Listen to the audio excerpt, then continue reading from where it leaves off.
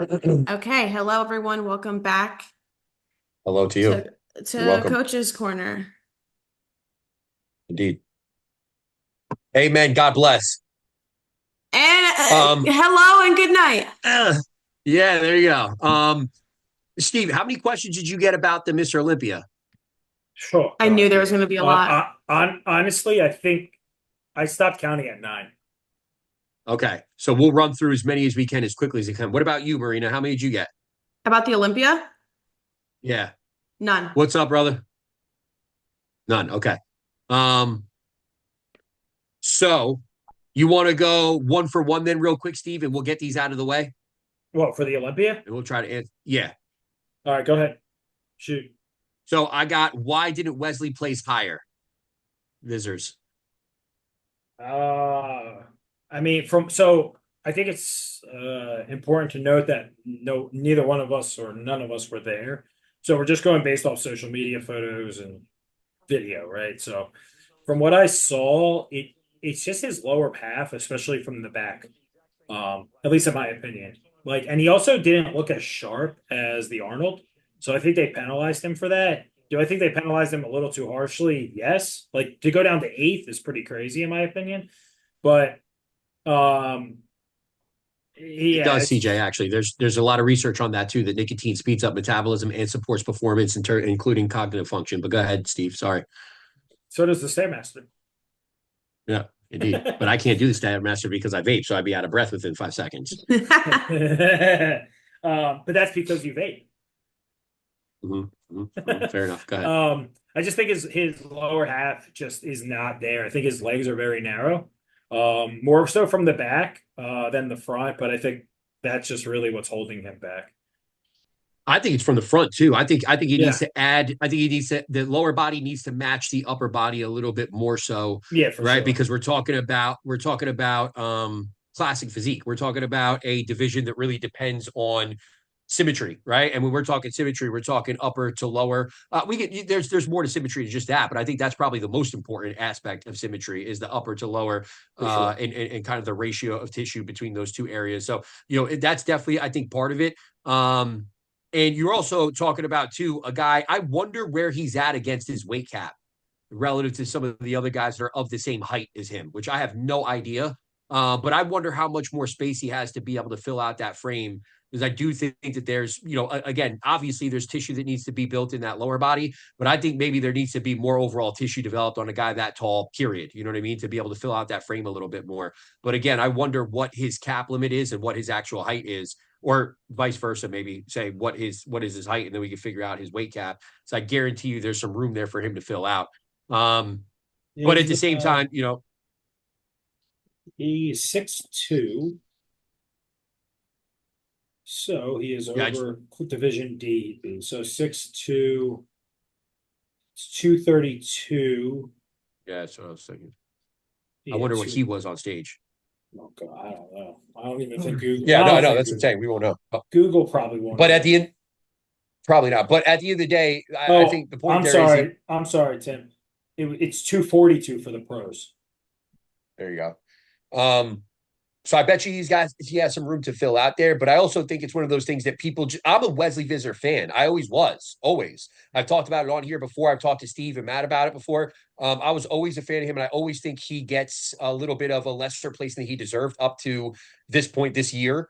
I just think that a lot of people ran with it, which they do in a lot of cases, right? Somebody gets a high place, they're like, "Oh, this guy's going to be the next, best thing," yada yada yada. And it's one of those things where people were automatically putting him next to CBum, and I don't know if Wesley has that kind of a physique where you're even in the same category as CBum or even in that top five. I think he still has some room to be able to push that physique to be able to get into that range. Yeah, I agree. I Um, mean, Go ahead. What else you got? um,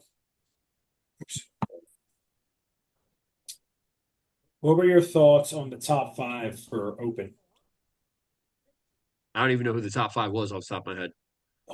So Samson won, Samson, Hottie, Derek, Derek, Martin Samson Martin. Fitzwater, and then Andrew Jack. Andrew Jack.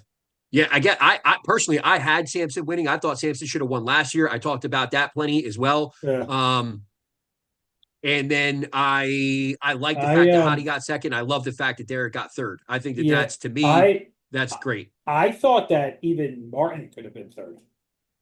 Yeah. You know, I thought Derek, for some reason, his legs looked downsized. They weren't as sharp. He obviously missed his feet, right? But I just think Martin like was nailed. I could have there could have been a case for him to like. I think if he got third, no one would have been upset. Yeah. I think I did we talk about this? We talked about this recently, and I told you guys, like I told you and Matt, like everybody's assuming that Derek is going to nail, everything. And it's like that's always been his problem, is that he doesn't come in fully conditioned all the time, Uh, or fully peaked is probably the best way to put it. Not conditioning, peak, right? He does miss his well, peak from do time to time, or you has. would you blame the coach for that, right, dude? Or I don't know. That's too much look, behind the scenes shit. Who knows? but I'm saying look at it this way, right? Because this is what I was thinking the other day. I think that he just grew too fast, too quick, and he just never given the muscle time to diet and get denser and harder and more conditioned. So I think that's why he just has a softer look, especially across like here. You know what I mean? Like his shoulders and shit.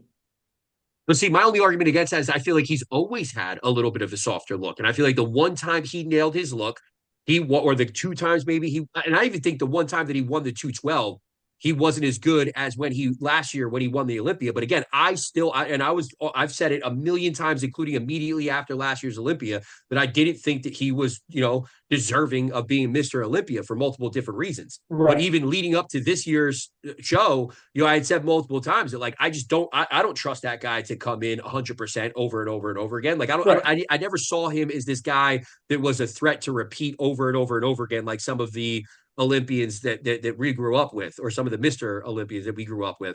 But again, I know a lot of people had him pegged for that because of his social media status, because of his back, most recently, because of some of the different things that where the sport is kind of trending as far as the judging and having the beautiful aesthetics. But again, I just thought it was as simple as this. When you go back, and we had that conversation recently, you, me, and Matt, and I think it was on a podcast, where you start to look at the difference between what makes Derek the Mr. Olympia over Hottie and a guy like Samson. Samson is extremely, it's night and day. And obviously there's a huge height difference and discrepancy there. I get that. We got to play that game a little bit as far as ratios, but Samson has a ton more muscle tissue than either Hottie or Derek, even per their frame.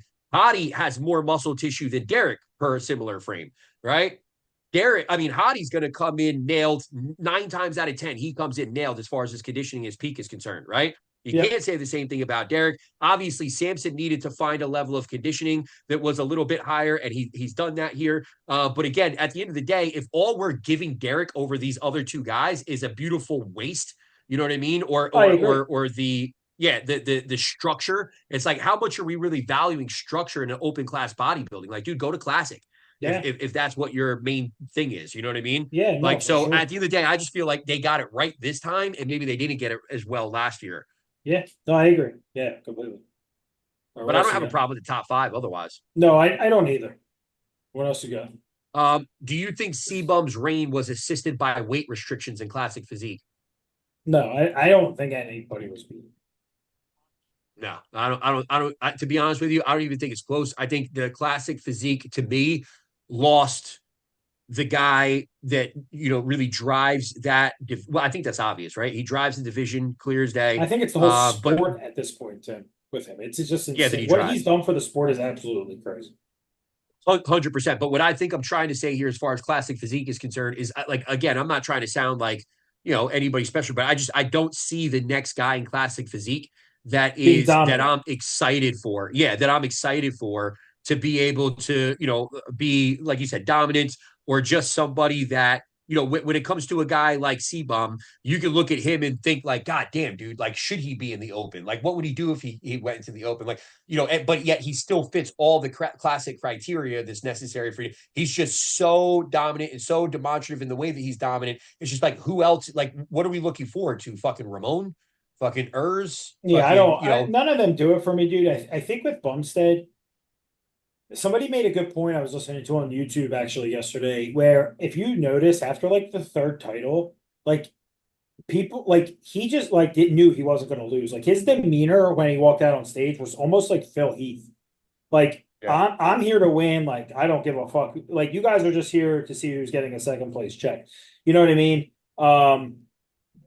And I don't think even though a judge had him in second place this year, which is crazy to me, because I just don't see how that guy Mike Badass or whatever his name is actually beat him. I mean, he was super conditioned. The guy he had large quads, huge arms, like he had a good amount of muscle too, like a lot of muscle. But I just don't like when you see these guys lined up, like your eye just goes to Chris Bumstead, like automatically. Like the dude just has a perfect physique. So Bernard is saying that he can weigh a lot more because of his height. Are shorter competitors at a disadvantage? I would say, Bernard, the way you're thinking about that is more on like an amateur level. You know what I mean? Where I do think that shorter guys are at a clear disadvantage when you're stacking multiple classes inside one. So when we're going to North Americans in Class B is going to have those different gaps as far as the height is concerned. Like, yes, I do think on that stage, the guys that are 5'10" are at a clear advantage over the guys that are 5'7" in that same exact class because of how much more muscularity they can carry on that frame. But the one thing I would say is a guy like you're saying they're at a disadvantage, but look, Mike Badass or whatever his name is took second. And he's, a shorter guy. Urs is a little bit of a shorter guy, right? Look at Terrence Ruffin is a tiny guy, stature-wise, and he was second place. Yeah.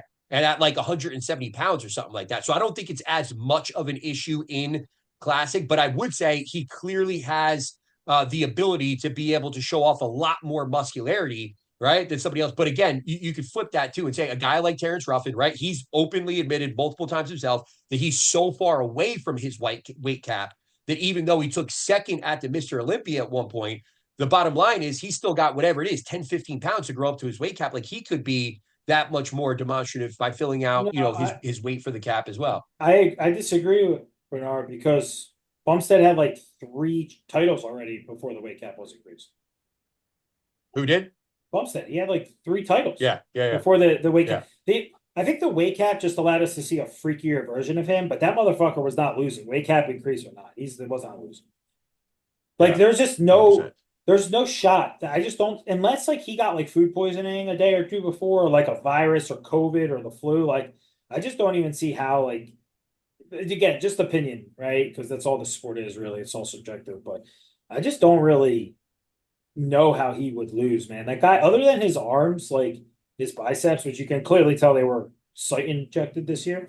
That motherfucker just was not losing. He literally has like the physique that any man on this planet wants. Jurassic Performance said what helped C-Bum is he really started as a fitness influencer, so he has that story with his fans. No, he didn't, brother. He started as a bodybuilder in Canada. Yeah, he was he was a good young bodybuilder, but he like Classic was just his opportunity to be able to get. Remember, it's really hard to get your card in Canada compared to here, right? Like you got to take it overall to get your card in Canada compared to the States. Oh yeah, he won 2017 North Americans as a heavyweight. And then he lost to Justin Rodriguez in the overall. He was not an influencer then. I remember him saying he had like maybe 5,000 YouTube subscribers. But the point is, though, that even at that point when he got his card, he didn't have a clear path to being the guy that he is now. No, Classic was what gave him that clear path. 100%. He went pro in bodybuilding. Yeah. C-Bum is crazy symmetrical. No one else is even close. As symmetrical as C-Bum might be, the thing that makes him so demonstrative is his overall package. Like he is his muscularity, how hard he can get, how conditioned he is, right? The way that the symmetry holds itself through that process, right? A lot of guys can be symmetrical in the peak of the offseason, right? They're nowhere near, well, I should say that because maybe they're holding on to a little bit more in their love handles and shit like that throws off their symmetry. But again, as they start to go through prep and they start to lose, right, that volume that they have, they start to flatten out a little bit, right? And they're driving to that uber conditioning. Sometimes that's going to affect symmetry, especially as it relates to the lower body. And I will say this too, like again, because we're not there in person, but my friend Umar was there, and he said he was there for Justin. He said he was like 40-ish rows back, which is a good ways from the stage. But he said that Bumstead, like on stage in person, absolutely dwarfed everybody. Like he said, it was like, I believe it. It looked like Mr. Olympia versus like a top call out at nationals. He told me, which is pretty crazy. So my next Yeah, for sure. My next one is how much is beauty or look a factor for classic physique with Visors again bringing up that dudes wear makeup on stage, which I didn't know that. I didn't know that people put on makeup. I didn't hear Wesley say that. But yeah, apparently Wesley said that dudes wear makeup on stage. Oh, Are you talking about Bernard? Are you talking about like foundation to like even out the tan? Like yeah, because I thought what is that shit called? Yeah, what's that called, Marina? Is that foundation? Foundation. Yeah, foundation. Yeah, because Yeah, that's normal. Yeah, that's normal. Nina has done that to me. I don't know. Never, Yeah, I don't know never about heard any other makeup. never heard of that. Yeah. What else you got, Steve? What place do you think Nick Walker would have gone if he showed up 100%? No fucking clue. Wait, Nick Walker competed? No, he didn't. If he did, it says if he showed up at Oh. 100%, what place do you think I he would didn't. have gone? I did not watch. I mean, just I guess for the sake of answering the question, I mean, so we're going based off the photos that people saw, I guess, last year. He was shredded to the bone, right? He looked great. It was honestly probably his best look. I would say anybody would. But that's what I'm saying. probably- I think you'd have to. I think if anything, you'd have to go off of his look at the New York Pro. I was just about to rather than say, going that, off his but look. Yeah, I was just about to say, but since that wasn't his last look on stage, I would go with the New York Pro. I think if you took his New York Pro look, just because that's all we can base his last judging off of, I would have said he probably would have been like 6th or 7th. I honestly think top 10 would have been a tough sell this year if for Really? Nick Walker Top if he 10? came in with the New York Pro look, dude. If he came in with that New York Pro look, right? Like, look at some of those guys. I mean, he would have beat Brandon Curry. Like look at a guy like Akim, right? Where he came in fucking like look at all I'm saying is I think that they would have purposely marked him down, right? Like this is one of those Olympias where you see guys like Derek Lunsford got 3rd place, right? 3rd place. He didn't lose his Mr. Olympia. He took 3rd place. Like Martin Fitzwater got 4th place. Like they were clearly willing to give guys an opportunity at a look to be able to place higher. Right. And we're talking about Derek Lunsford just last year getting awarded for a tighter midsection. I'm a Nick Walker fan. I would have loved to see Nick Walker win the show last year as opposed to Derek. You guys have heard me say it over and over and over again. Sure. Derek to me just doesn't inspire open bodybuilding. He just doesn't. Right. Like that's just not the look that I'm going to associate open bodybuilding with. But again, a guy like Nick Walker last year leading into the O definitely inspires that look. He's definitely to me an open bodybuilder. Right. And I think that there's some things that you can pick out with his physique when it's even at the best in terms of the legs and the symmetry from top to bottom. But at the end of the day, again, I think the biggest thing with Nick this year would have been, did his midsection come in tight enough, right, to really be able to stand on stage next to those guys and not have it be a glaring weakness. You put him and Martin on stage again, right, at the Olympia relative to the New York Pro. I even think that Martin probably would have placed above Nick, even though we know Martin beat Nick at the New York Pro. Does that make sense? Yeah, for sure. No, I would have said, okay, so Vanessa, he tore his hamstring last year. I definitely Samson would have beat him, I think, right? Obviously. The top 5, I think, would have, right? So we got Samson, Derek, Hadi. I think Martin, like you said, would have beat him here. Martin was like spot on, dude. Like I said, we can make a case for him to have been at 3rd. Andrew Jack would have beat him. And I think Hunter Labrada would even beat him because I think Hunter's conditioning was sharper than what Nick's was at the New York. After that, I mean, God knows, dude. Like, he would maybe beat William Bonac, Brandon Curry. I don't know who else was in the top 10. The other 2. I have no idea. Yeah. But, you know, I think he would have been anywhere between 7th and 8th, my opinion. Yeah, I think I would imagine he would probably place back there. I don't know. I think it's also one of those Olympias this year where I wouldn't be surprised if they basically said, "Hey, dude, you got to go back and sleep in your weights trainer every night, all night for the next year." Yeah. I mean, his waist definitely was big, way bigger, enlarged at the New York show. So, yeah, you got another one? I'm out, so you can keep going. Okay, we'll read 2 more in the Olympia. Do you think it's a good idea that these guys that are in the top 3 do the Arnold and the Olympia, isn't it hard to keep peak condition for that long? Well, they wouldn't keep peak condition for Yeah, that right. long. Yeah, so I think what the Arnold's in what, March? The Olympia is now October, so you have Yeah, what, October, something like November, that. December, January, February, March. So you have 6 months, right? Pretty much in between, right? Five or six, Okay, six yeah. months, I guess 5, 6 months. So I believe they're probably gonna clean out, right? And they'll probably rebound, get their food up. These guys are so consistent, like they're not, like I think that's important for people to realize too. Like these guys aren't going off plan for a month. You know what I mean? They're coming off the gear and the PEDs, but they're enjoying some food like most people do after showing them. They're like right back on plan, like the day or two right after. Like they're back. They don't miss a beat. You know, these top guys. Like it's their livelihood at the end of the day, right? Like, Well, even if they're not, you also got to realize too, like the likelihood, like the reality is that they're going to be able to get away with a lot more oh yeah, than, the got a ton 180 more pound guy muscle. at a local. Yeah.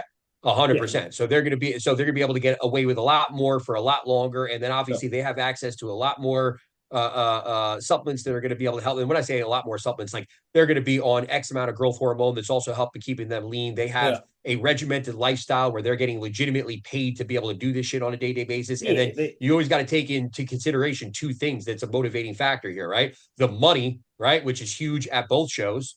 Right now, I think the Arnold's more than the Olympia, if I'm not mistaken. And then on top of that, no, the Arnold's 500 now. The Olympia went to 6.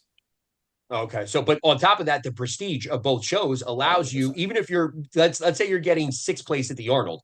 The bottom line is sixth place at the Arnold now allows you a little bit more momentum going into that next season. Oh If yeah, you were, let's say, 12th or whatever at the Olympia, you know what I mean? right. So again, the prestige of these shows, it's a motivating factor in the sense that you can increase your stock, so to speak, as a competitor. I think in the IFBB when you're competing in these two shows and doing well specifically. Right. And Obviously with the Olympia, but again with the Arnold. yeah, 100%. And I think too, like if you realistically look at the time frame and the mapping out, like these guys, like they can get their food up and stay, like you said, this is their lifestyle. Like they don't have an excuse to miss meals and cardio and training. Like they can sleep 20 of 24 hours a day, realistically. You know what I mean? So Mhm. that's all they have to do is just sleep, eat, train, right? And cardio. Some of them have kids and stuff, so they have those obligations. But like, I think the time frame is the biggest thing here, right? Like, these guys have so much muscle. Most don't have to put, like, Samson doesn't have to put any more muscle on. So realistically, he can just go back on gear at 8 weeks out from the Arnold and 8 weeks out of the Olympia, start dieting at 16 weeks out and be shredded and completely fine. And then for the year, make 1.1 million plus the sponsors and be set. You know what I mean? So, I mean, that's an important thing too. Like I remember Phil Heath said that, like, I think the last 2 or 3 Olympias, they didn't focus on any more size, but just refinement. And he only went on PEDs at 12 weeks out. So he was on all these, like the blasting for only 3 months a year for the last, what, half of his career, which is huge. You know what I mean? So he said they stayed on low growth hormone and low test all year. But you know what I mean? But like to only be on, I don't know, MPP, Tren, Masteron, all this shit for only 8 weeks a year, like he's at a way better advantage from a health perspective than someone who has to do a show in fucking May, June, July, August, qualify on points then, and then just running through trend for fucking 6 months. You know what I mean? So that's why they also showed up way better. Yeah. So Sure. I don't think a lot of people think of that. You know what I mean? Mhm. Yeah. But my last question that I'll ask for the Olympia kind of ties in with that a little bit. How long do you think Samson can reign if he shows up in top shape every time? Keep in mind, I looked it up, he's only 32. No way. Samson's only 32? No, that's not true. I looked it up. Pretty sure. No, Samson's older than 32. I'm gonna look it up. Look at it. Samson's been around for a real long time. He was born March 11th, 1992. Wow. What a young fella.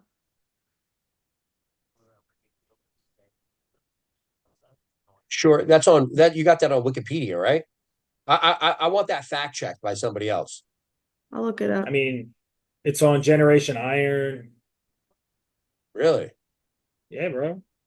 weight, fair 275, enough. stage 330 all 32. season, I 5'11. really thought he was a lot older than that. But so did Um, I. I thought he was like 38, 39. So I was gonna say like, well, my answer to this question in my head was like, all right, the guy's 38, maybe another two, maybe three. But when 32, dude, he could have a reign like Phil Heath. Phil Heath won his first at 31.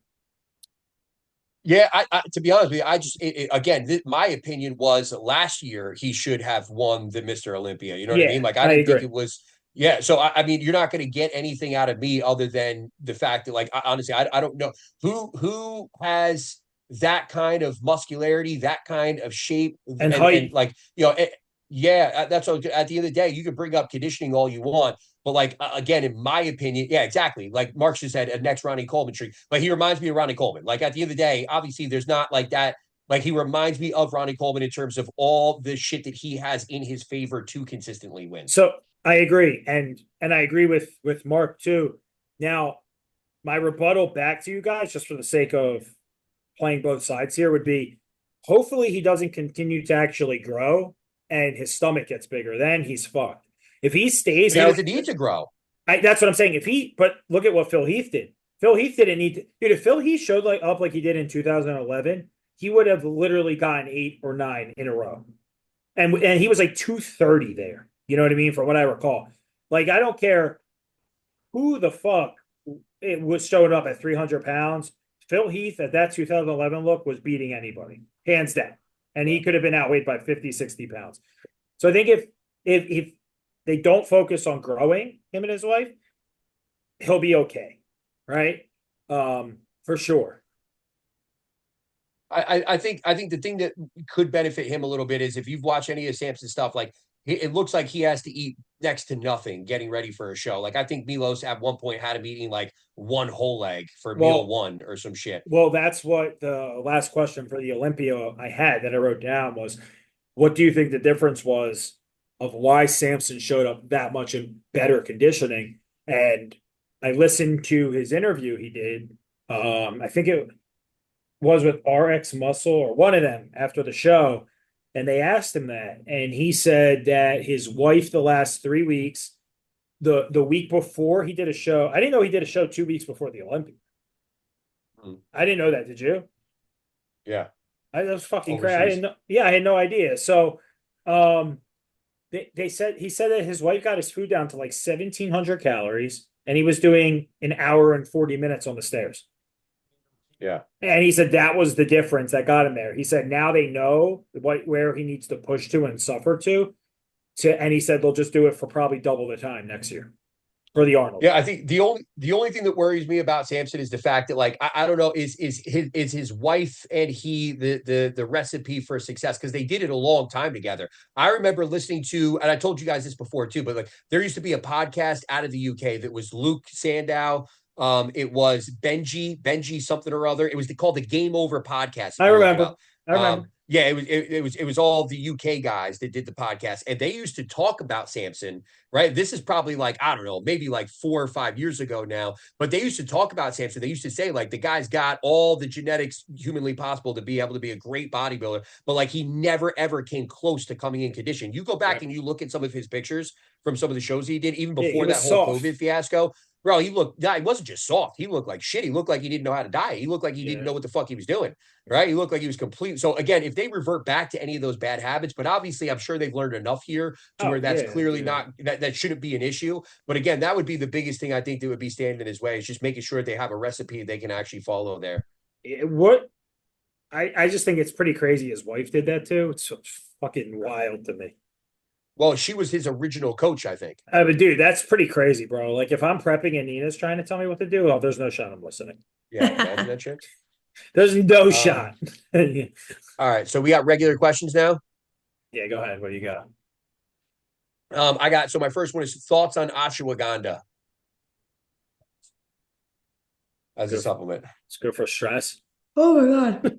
I think the biggest issue that I have with ashwagandha is it's been like blown up by Instagram and well, not Instagram specifically, but like, you know, nowadays with how easy it is to be able to get into the supplement industry, and then you grab a hold of one of these ingredients like ashwagandha or Like fenugreek was like this for a little while with testosterone boosters. I could probably, if I had a minute or two, I could name probably like 3 or 4 different ingredients along these ways where they just get, basically just people will use them, throw them into a supplement. It's cheap. It's very, very cheap to source relative to some of these other ingredients. So at the end of the day, they can put it in there. It does have some clinical information on it, improving hormonal output in general, whether it's thyroid, whether it's women with estrogen, men with testosterone, right? Like there is some data on that. So at the end of the day, they can put it in this supplement and say that it's clinically shown to be able to increase testosterone and do this and do that and do all these wide-ranging things.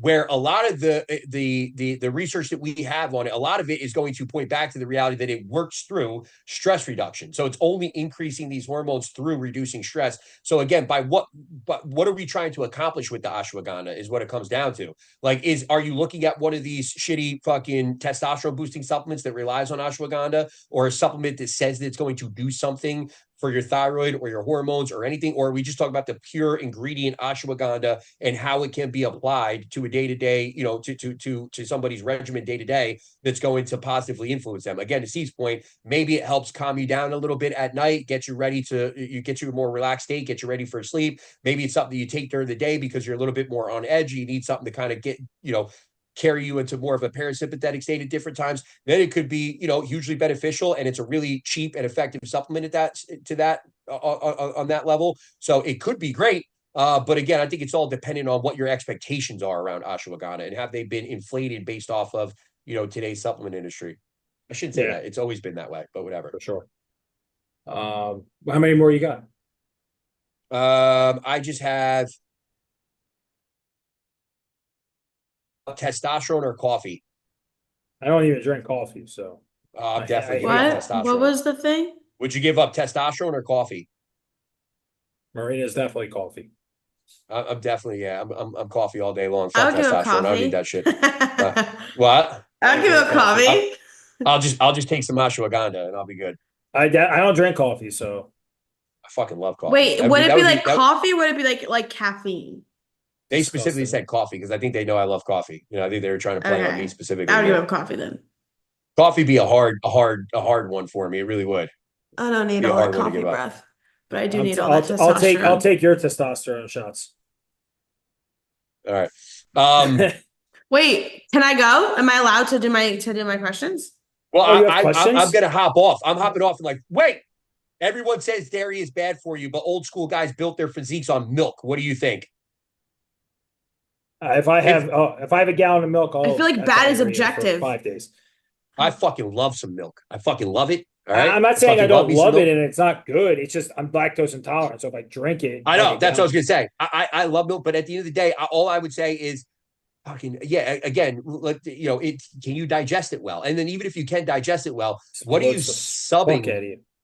Yeah, like what are you subbing out? Like I think people, the one thing that drives me nuts about questions like this is that people think it's like, oh, is milk good or is milk bad? Like what the fuck kind of a question is that, man? Like how does it pertain to the diet that you're on? Like again, at the end of the day, we're not just putting together a meal plan based off of like, putting milk in or not putting milk in. Mhm. Right. We're putting together a meal plan based on how many fucking calories you need, how many grams of protein are we going to get from those calories, carbs, and then fats, obviously. And if we're going to put in milk, that means we're taking out maybe beef or something else. It might be something that keeps you a little bit more Better. satiated.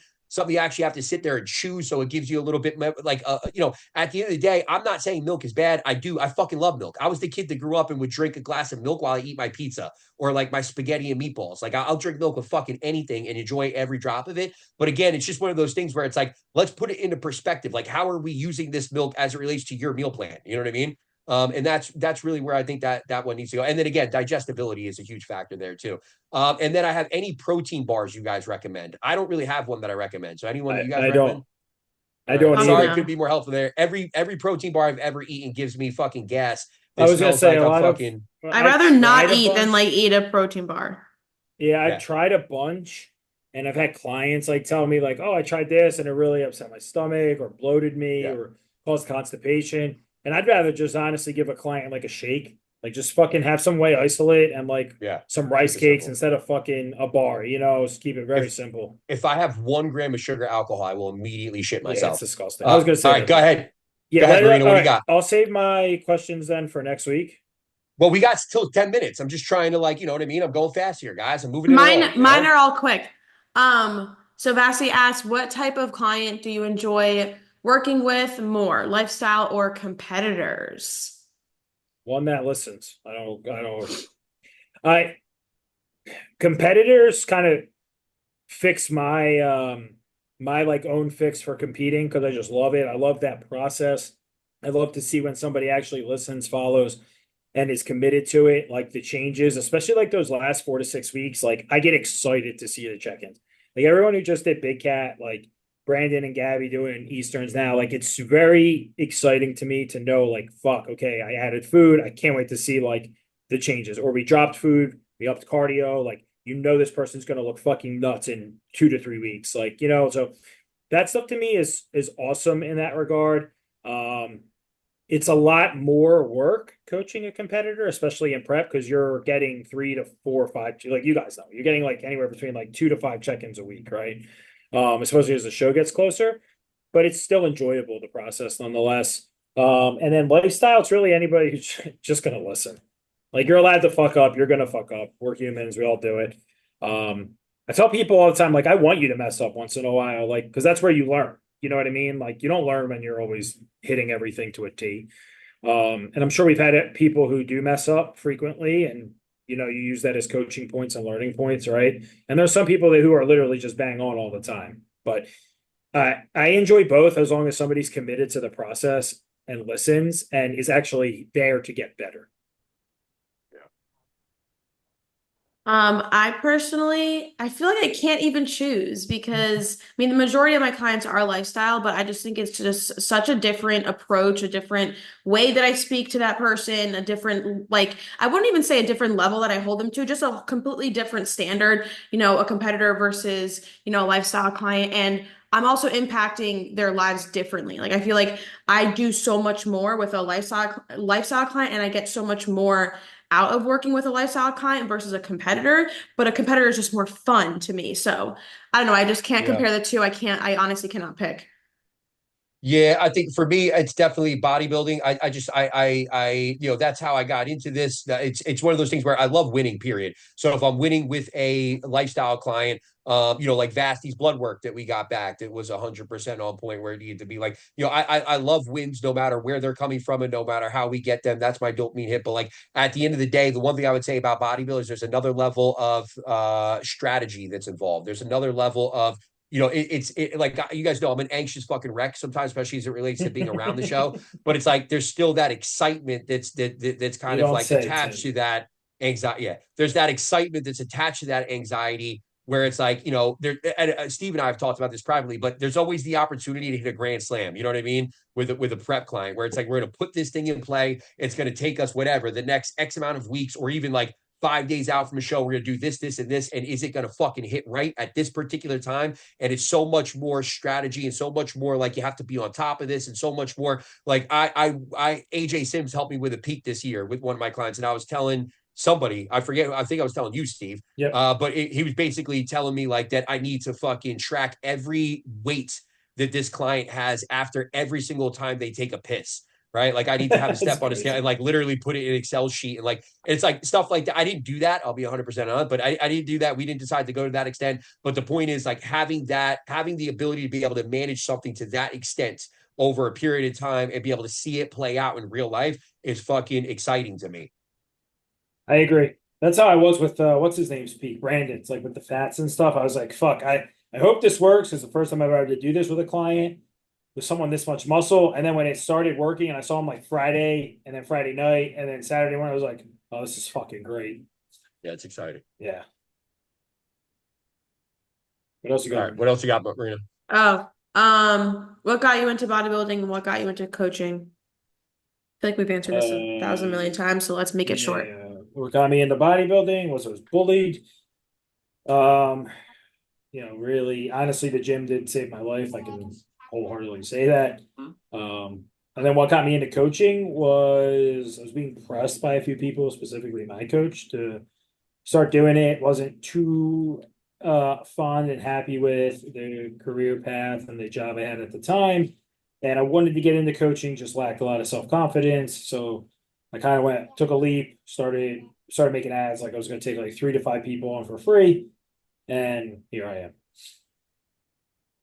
Oh, look who's back, And a draw, Mr. Olympia himself. Mister fucking top 15 in the world. Yeah, right. You don't say. What exactly was the question again? What did I get into coaching? How did I get into it? How'd you get into bodybuilding? What got you into coaching? Bodybuilding. I had a small penis and I wanted to gain a whole bunch of muscle. Christine, the baby, in the background. Because I didn't have anything else to go off of. I can And confirm. I can confirm. I needed more confidence. So, bodybuilding was a venture to gain some muscle tissue. And then, one thing leads to the next. You got a needle in your ass, and it's like, oh, I love this shit. You know what I mean? And then coaching was Jesus Christ. coaching was one of those things where I was already training. I've been a personal trainer since 2003. I've only worked in this industry. I've never worked in another industry for in my entire adult life. I've always been in the fitness industry in some way, shape, or form. And I had worked in different arenas where I was helping people, whether it was GNC, even at like the store associate level, where people used to say, like, my biggest issue with GNC as a salesperson was people were like, dude, you talk too much. Like, you're giving too much information. Like, just try to sell them something. And it was always about trying to, like, whatever, educate or use big words or whatever it was to be able to entice the customer. So it was just one of those things where I've always worked in a place where I was helping somebody in some way, shape, or form as it relates to fitness and health. And coaching was almost like an inevitable thing for me. I think it was legitimately inevitable. And not for nothing, I've been doing it since 2012, 2013. So, it was one of those things where, as the avenue kind of created itself and it became a thing with social media and all that, it was almost like it fit me perfectly. Yeah. Got into bodybuilding after I quit gymnastics, got into the gym, and then I did a show. And then coaching, Tim, I guess, got me into coaching. It's my story. Yeah. I plan on having plenty of those stories. What else you got? Tips for some. She's not used to having questions. Literally, tips for someone who will be taking 3 to 4 weeks off recovery post surgery. Eat your food. Find a book series to read, and don't wallow in your self-pity. Take the Tim and Steve recovery stack, and you'll be if your recovery timeline is 4 weeks, it'll be 7 days. But no, I would. The one thing I would say, I've had this conversation with a few people here recently. Like, listen, the whole lifestyle that you live, it is that it's all encompassing, right? Like, these things are they can be mutually exclusive. Not everything has to be mutually inclusive, right? Does that make sense? In other words, just because you're not working out doesn't mean that you should be a fat fuck and eat like an idiot, right? Just because you can't, get up and do X, Y, and Z, again, doesn't give you the means to just say, fuck it, I'm going to binge like a fucking retard, right? Like, there needs to be something in place on a day-to-day basis. Like, why are you out of the gym for 3 or 4 weeks? Are you able to get up, get your steps in, go for a walk, have some structure, have some routine in your day, the same exact things that everybody enjoys and makes you successful in terms of the lifestyle, bodybuilding, whatever it is that you're doing. The bottom line is a lot of it is that it's the organization, it's the structure of your day, it's the goals that you have each and every day of checking the box of, tracking all your food, hitting your meal plan, doing the things that you're supposed to do. Don't stray from that stuff. You might have a couple days there post-surgery where you're like in pain and you got to go through a recovery process. That's understandable. But immediately thereafter, your goal should be pushing yourself to get back to as close to the structure that you live every day as you possibly can. So I'll leave you on this because I know we got 2 more minutes, Tim. For somebody who Let's go Yankees. Sorry. For somebody who literally just went through this, right? 12 weeks ago. So I had quad tendon surgery 12 weeks ago. The biggest thing, I think there's a physical side to this, and then there's even more so a mental side. The biggest thing I will recommend, as soon as that surgery is done, you cannot fall into a hole. You've got to literally, I was in a straight leg brace for 6 weeks. I was still trying to get steps in outside, right? Like, you've got to stay in as much as your routine as you possibly can. It is so important for your mental health. I had some very dark days, I'm going to be honest, a lot of like depressive thoughts and shit. And it's just like a prep, just like in life in general. When shit's tough, you got to go day by day. There's going to be tough days. There's going to be good days. There's going to be medium days, but take your rehab serious. I will say to take peptides 100%. They work. I can wholeheartedly say that now, just with what they did to me. But talk to somebody too. Like I have no shame in saying I talk to my therapist twice a week as soon as I had surgery until 8 weeks, right? It helps, right? You got to, and keep your mind busy. That's the biggest thing. Play video games, watch TV, and work out around the injury. Don't stop training. That's very important. Like if it's your arm, train the other arm, train your legs, right? Train your back still with just that one good arm. If it's your one good leg, train that good leg still. Train upper body like I did. It's very important to stay into as much as your routine as prior to the surgery, to do it after. So it helps a lot, trust me. You're gonna do these glute isometric. What were you gonna say, No, Marina? I just wanted to add, like, I'm kind of laughing in the background because obviously, Steve, like you just went through this, but I just know for a fact that this person is just getting her breast done. So it's like not that deep. It's literally not that deep. Oh fuck! I got my tits done. I would say, I would say though, if you're getting your boobs done, just be prepared. Every single fucking doctor on the face of the earth is like 4 weeks. The recovery time is 4 weeks. Yeah, and my then it sister always was ends my up being sister was fucking 7. 12 weeks. Yeah, my And, sister was 7. 7. Yeah, I've had to take a long time. I was in the gym in 2 weeks.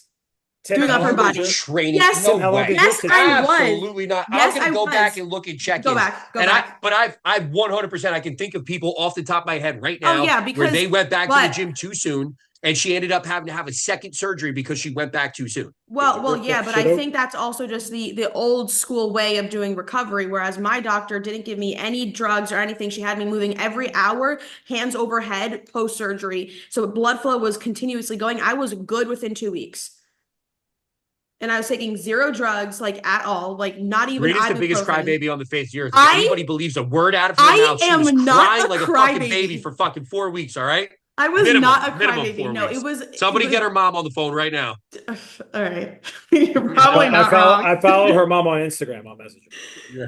Do you? Her mom comments on like every story that I make. I love it. She's actually my Don't biggest comment on fan. my shit.